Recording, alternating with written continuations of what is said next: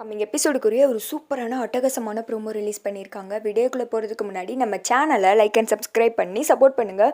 Video வந்துட்டு வேறு level மாசாகவே இருக்குது. ஃபஸ்ட்டு சீனில் வந்துட்டு வீட்டில் அந்த ஆரத்தி எடுத்துகிட்டு இருக்காங்கல்ல, அப்போ எல்லோரும் மாற்றி மாற்றி திட்ட ஆரம்பிச்சிடறாங்க. தானா உனக்கு தான் அவனை பிடிக்கல, அப்புறம் எதுக்கு வந்துட்டு பிடிச்சிருக்குன்னு சொன்னேன், சொல்லுதானா அப்படின்னு கேட்க, அம்மா சொல்லி தான் சொன்னேன் அப்படின்னது எல்லாருமே வந்துட்டு நம்ம ஜானகியவே வந்துட்டு பார்த்துட்டு இருக்காங்க. ஜானகி வந்துட்டு அமைதியாகவே இருக்க, ரகுராம் வந்துட்டு அடுத்த சீனில் கோவப்படுற மாதிரி வந்துட்டு காமிக்கிறாங்க. இங்கே பார்பத்மா, நீயும் உன் பையனும் அவன் வந்துட்டு கட்டி கூட்டு வந்திருக்காளே, எல்லாருமே சேர்ந்து வீட்டை விட்டு வெளியில் போயிருங்க. இனி நீங்கள் யாரும் இந்த வீட்டில் இருக்கக்கூடாது அப்படின்னு சொல்ல, அண்ணே ஏன்னே இப்படி பண்ணிட்டு இருக்கீங்க, அப்படிலாம் வந்துட்டு சொல்லிடாதீங்கண்ணே.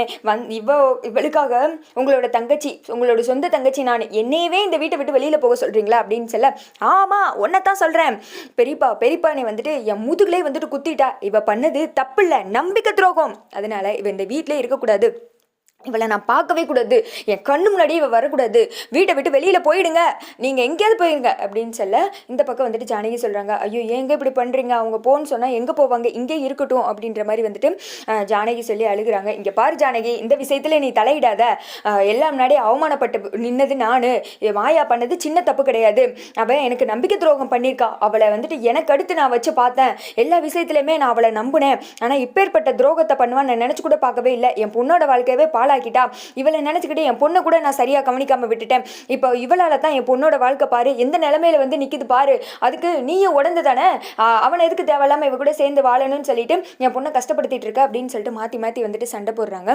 இங்க பாரு, நான் வந்துட்டு இந்த முடிவை எடுத்துட்டேன், இதுல யாருமே இனி தலையிடக்கூடாது, ஒழுங்கா நீங்க வீட்டை விட்டு வெளியில போயிடுங்க அப்படின்னு சொல்ல, பாத்தியாடா இவளால நம்ம எவ்வளவு அசிங்கப்பட்டு நிக்கிறோம் பாத்தியா, இப்ப அண்ணனே வெறுத்து நம்மளை வீட்டை விட்டு வெளியில போக சொல்லிட்டாங்க, நம்ம எங்கிட்ட போவோம், இவளை அத்து விடுன்னு சொன்னேன் கேட்டியா நீ, இப்ப பாரு அப்படின்னு சொல்லிட்டு பத்மா வேற ஒருத்திக்கு அழுதுட்டு இருக்கு.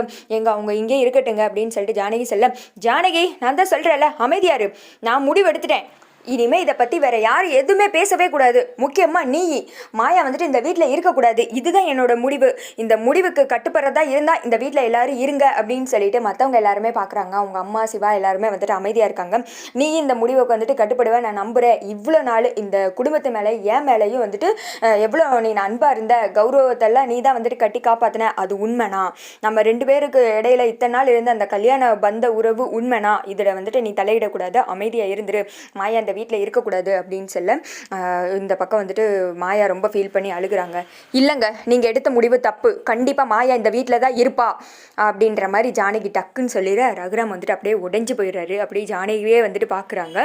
இந்த திக்க மாயா வந்துட்டு பெரியம்மா இப்படிலாம் பண்ணாதீங்க அப்படின்னு சொல்ல, மாயா நீ அமைதியாரு அப்படின்னு சொல்லிட்டு, இல்லைங்க மாயா இந்த வீட்டில் தான் இருப்பா அப்படின்னு சொல்லிட்டு ஜானகியே வந்துட்டு அழுகுறாங்க. எல்லாருமே ஷாக்காக போய் பார்க்குறாங்க. என்னடா இவ இப்படி வந்துட்டு எதிர்த்து பேசிட்டாலே, ரகுராம் சொன்னால் மறுவார்த்தை வந்துட்டு கேட்டுட்டு அமைதியாக இருப்பாளே, ஆனால் மாயாக்காக இப்படி பேசிட்டாளே அப்படின்னு சொல்லிட்டு எல்லாருமே ஒரு மாதிரி ஷாக்காகி போய் பார்த்துக்கிட்டு இருக்க, ரகுராம் வந்துட்டு எதுவுமே பேசாமல் அப்படியே அமைதியாக உடஞ்சி போய் நின்றுக்கிட்டு இருக்காரு. அதோட பார்த்தீங்கன்னா ப்ரோமோ வந்துட்டு முடிஞ்சிருது.